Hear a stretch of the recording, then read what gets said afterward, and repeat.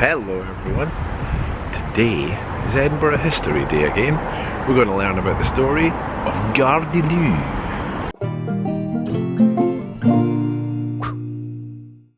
It's been a little while since we did an Edinburgh History, so I thought we'd go with a classic really. This is one that I learned really young in school when I used to learn about Edinburgh History. So yeah, we're going to head to the Royal Mills, look at some of the old buildings and tell the story of Gardyloo. But before we get started, if you're new to the channel, or if you've been watching for a while, why don't you press that subscribe button and come join Clan Broonford, because it would actually really help me out and it would really mean a lot if you joined us and subscribed. So we're back onto the Royal Mile because this story entails mainly to the old town of Edinburgh.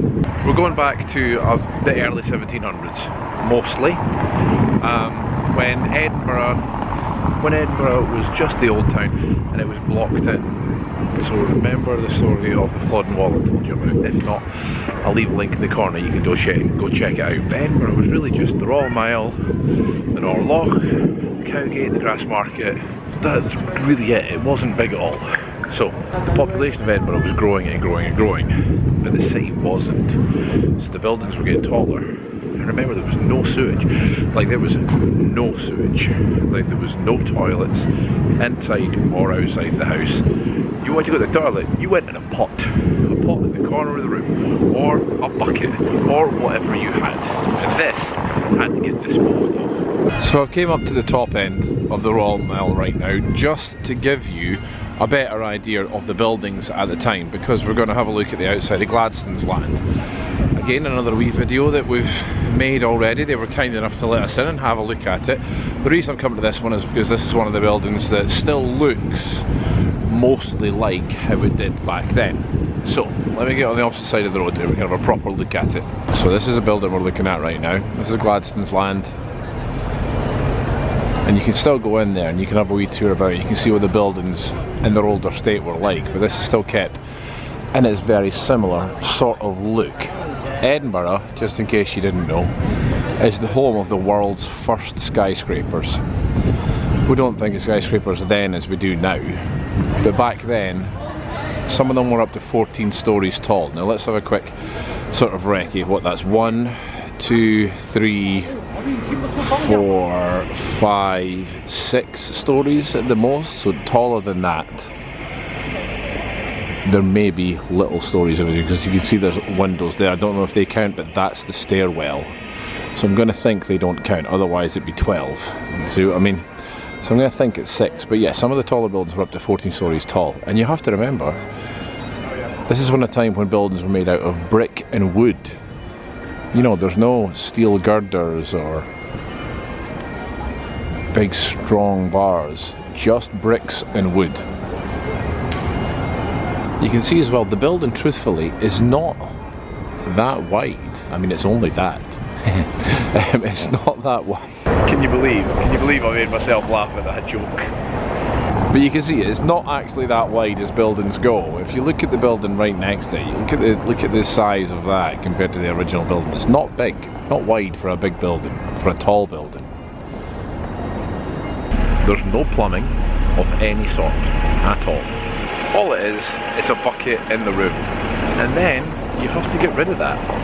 You can't keep it in your house, that's not nice, is it?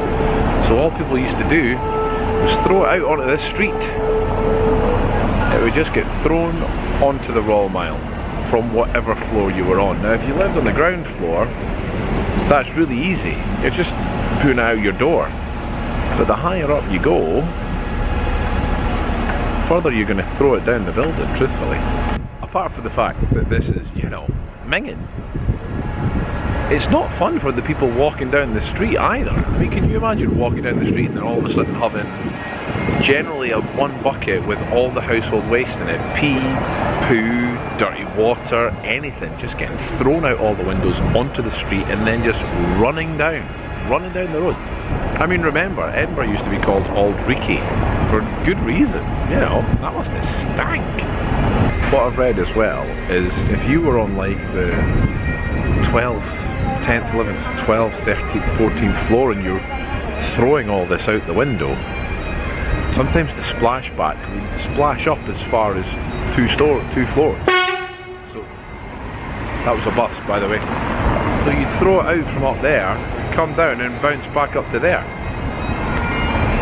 The story just gets nicer and nicer, really, doesn't it? The city's looking horrible. People are getting buckets of, you know, poured all over them.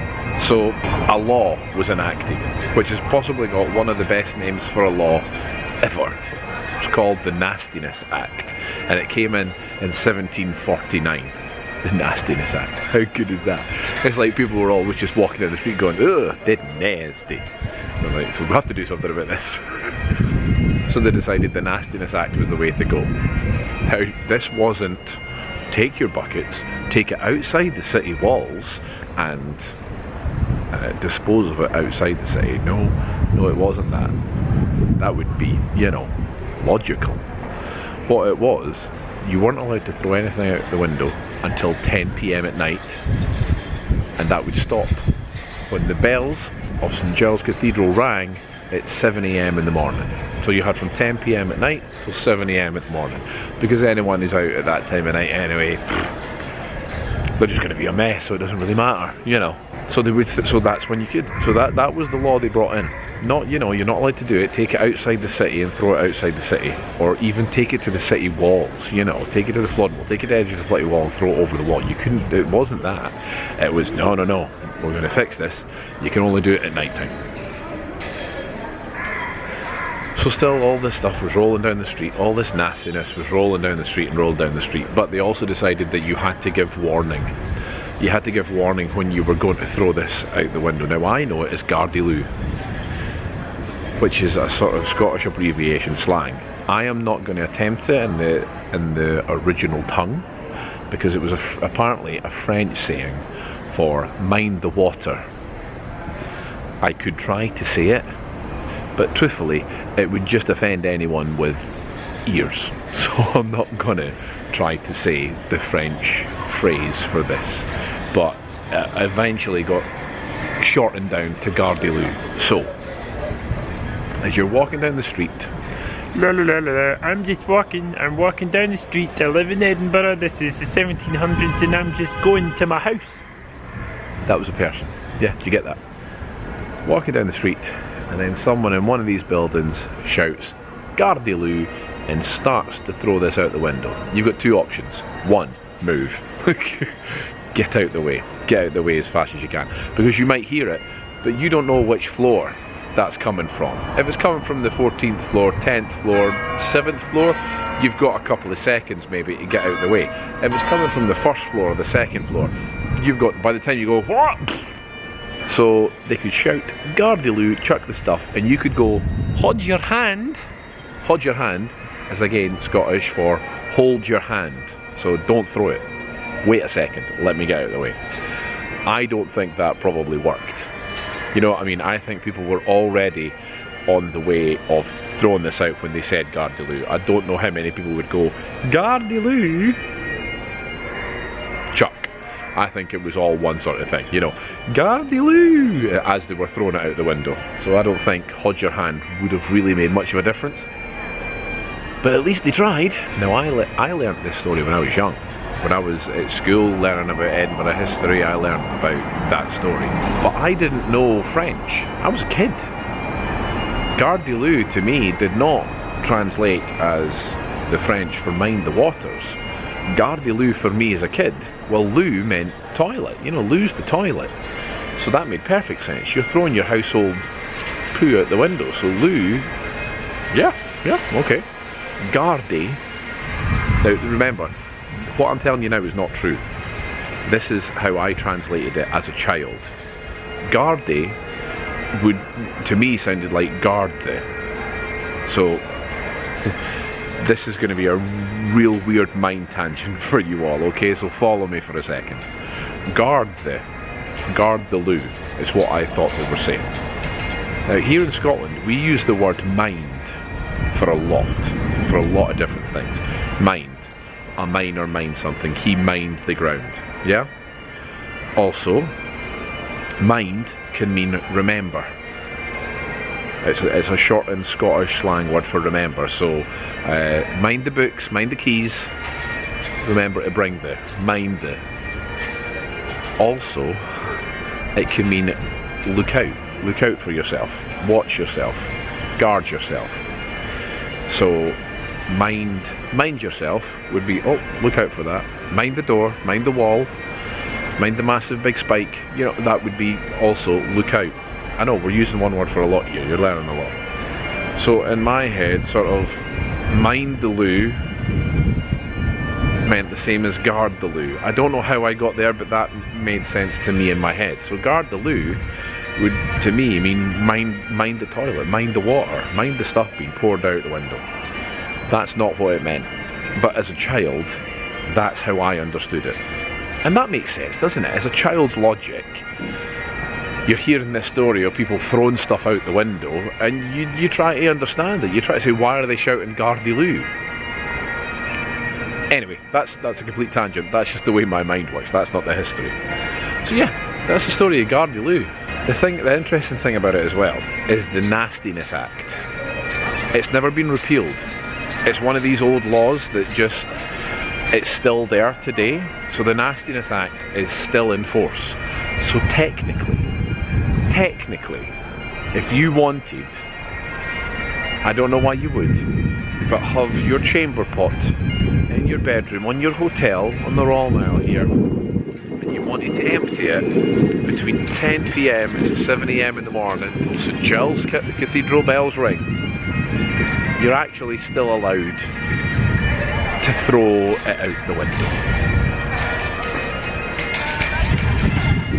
Please don't. But can you imagine living in this city where it's all downhill, you remember, it's all downhill.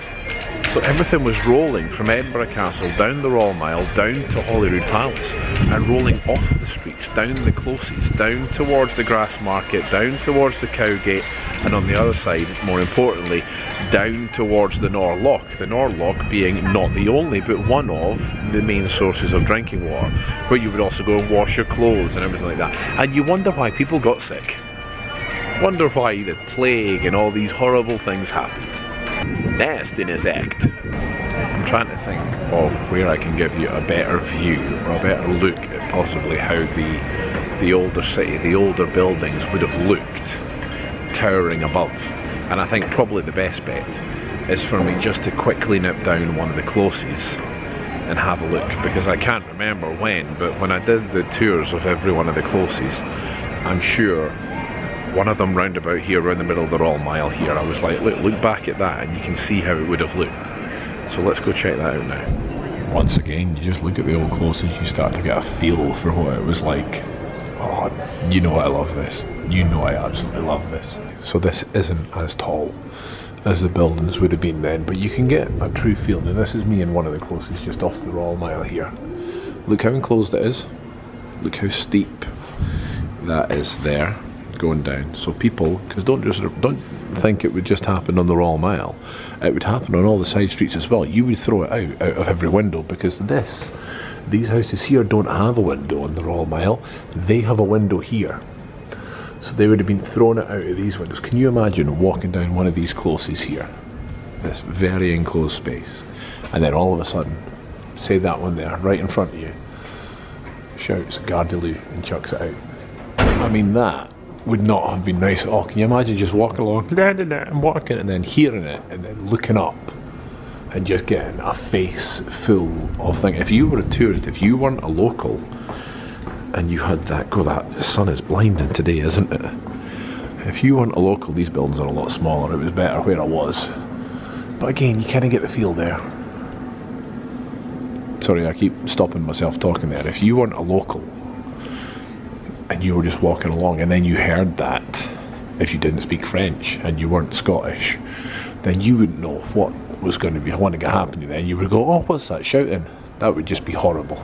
I mean, it is beautiful. I love these little closes. It's great to explore, you know that.